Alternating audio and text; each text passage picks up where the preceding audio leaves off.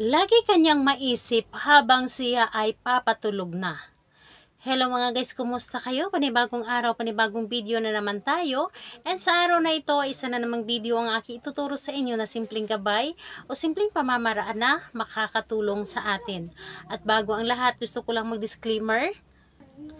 Sa mga taong hindi naniniwala at hindi gusto ang mga kagaya nitong video, please skip this video and maghanap kayo ng videos na gustong gusto nyo dahil ang video na ito ay para lamang ito sa mga taong naniniwala and gusto mag-try.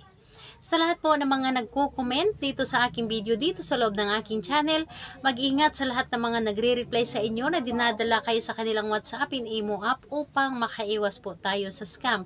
Ngayon po, turuan ko kayo paano kayo laging isipin ng inyong mga partner habang sila ay papatulog na. Yung tipong antok na antok sila ngunit hindi sila makakatulog dahil ikaw ang papasok sa kanilang isipan. Yung tipong kahit anong gawin niya o anong gawin nila, ikaw at ikaw pa rin ang papasok sa isipan nila. Dito, ang gagawin po ninyo is napakadali at napakasimple lamang. So, ang gagawin ninyo tuwing gabi, tuwing kayo din po ay papuntang matulog. Or kahit na hindi pa kayo pupuntang patulog or kahit mga alas 6, mula alas 6 hanggang alas 9 ng gabi. Ang gagawin ninyo, pumasok kayo sa loob ng inyong kwarto na mag-isa.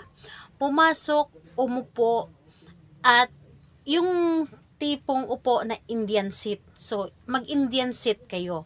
Mag-Indian seat kayo at ipikit ninyo ang inyong mga mata. Ipikit ninyo ang inyong mga mata at isipin ninyo ang inyong target. I-visualize ninyo ang inyong partner.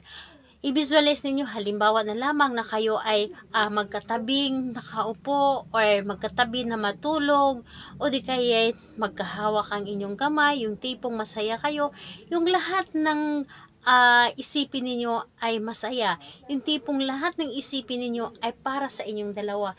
Isipin ninyo siya ng isipin. So, ang gagawin po ninyo habang nakapikit kayo, pipikit lamang kayo at isipin nyo lamang siya ng isipin na magkatabi, magkahawak ang kamay, magkasalong kumain, meron kayong pinuntahan na masaya, kahit hindi pa nangyayari. Kumbaga, i-advance po ninyo. Kailangan na yung isipin ninyo ang mangyayari na masaya, isipin niyo ang mangyayari na sweet kayong dalawa. So, yun po ang inyong gagawin habang kayo ay nagbibisualize. So, yun po ang inyong gawin kahit na gabi-gabi.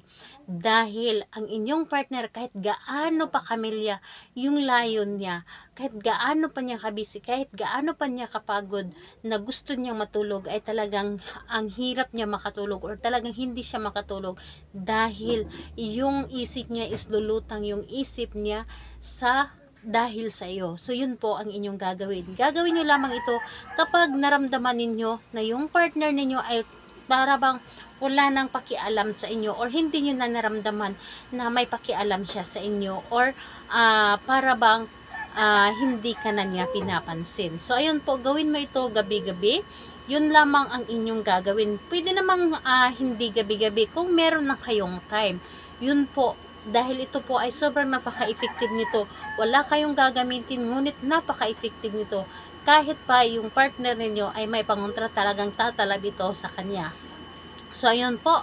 Sa lahat po ng mga gustong magpa-shoutout, mag-comment lamang sa baba para ma-shoutout ko kayo sa next video. Sa lahat din po ng mga gustong magtanong, mag-comment lang din po sa baba para ma-replyan ko po kayo. Salamat po sa inyo. Bye-bye everyone. God bless us.